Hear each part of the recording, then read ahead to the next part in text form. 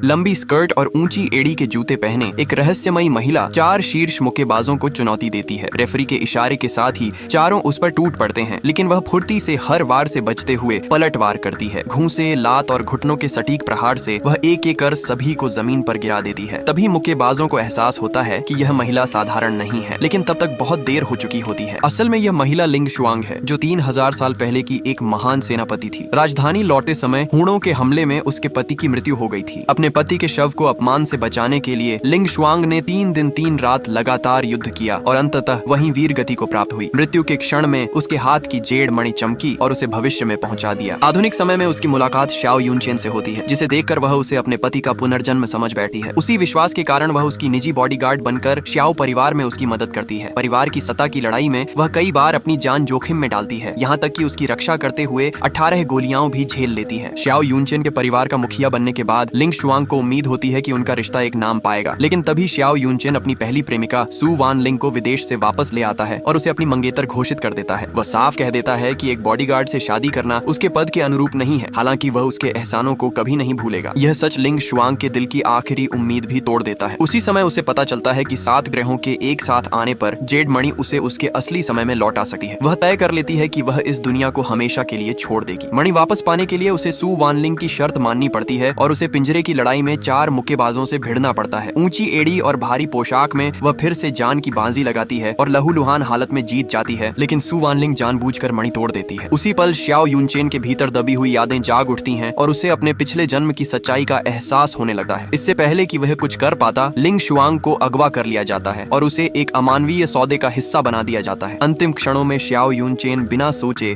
सु वानलिंग को चुन लेता है। यह निर्णय लिंग शुआंग के सारे भ्रम तोड़ देता है। वह टूटी हुई जेड मणि को जोड़ती है, समय का द्वार खुलता है और वह बिना किसी शिकायत के इस दुनिया को अलविदा कह देती है। इस तरह लिंग शुआंग प्रेम, त्याग और विश्वास की कीमत चुकाकर अपने वास्तविक समय और अपनी असली पहचान की ओर लौट जाती है।